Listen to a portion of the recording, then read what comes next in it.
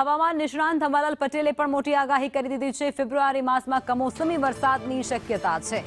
રાજ્યમાં વાદળો હટતા જ હવે હાડ થીજવતી ઠંડી પડશે, જેમાં હજુ પણ 2 થી 3 દિવસ ઠંડીનો ચમકારો રહેશે।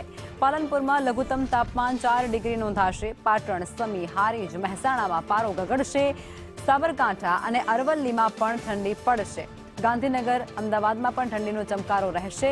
મધ્ય ગુજરાતમાં પણ ઠંડીમાં વધારો થશે। આ સાથે જ તેઓ કહી રહ્યા છે કે કચ્છમાં લઘુત્તમ તાપમાન 8 ડિગ્રીથી નીચું જશે। પવનની ગતિમાં પણ વધારો થશે। 27 અને 28 જાન્યુઆરીએ પશ્ચિમી વિક્ષેપથી ઠંડી ઘટશે।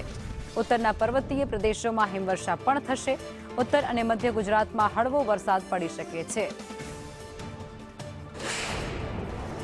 ઠંડી અંગે જોવા જઈએ તો લગભગ આગામી 2-3 દિવસમાં આખરી ઠંડીનું જોર વધી શકે છે, જેમાં ઉત્તર ગુજરાતના ભાગોમાં લઘુત્તમ તાપમાન 5 ડિગ્રી સેલ્સિયસ આસપાસ થવાની શક્યતા રહે, જેમાં ખાસ કરીને પાલનપુર, ડીસા અને દાંતીવાડાના ભાગોમાં ઠંડીનું જોર વધુ રહી શકે। તટ ભાગોમાં ઠંડી 5 ડિગ્રી કે 4 ડિગ્રી સેલ્સિયસ આસપાસ રહેવાની શક્યતા રહે।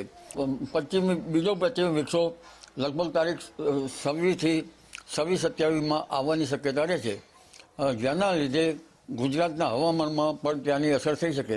દેશના ઉત્તરીય પર્વતીય પ્રદેશોમાં છેક રાજસ્થાનના ભાગો સુધીમાં બીજા વેસ્ટર્ન ડિસ્ટર્બન્સની પણ અસર થશે અને ભારે હિમવર્ષા, પવનના તોફાનો થવાની શક્યતા રહે છે।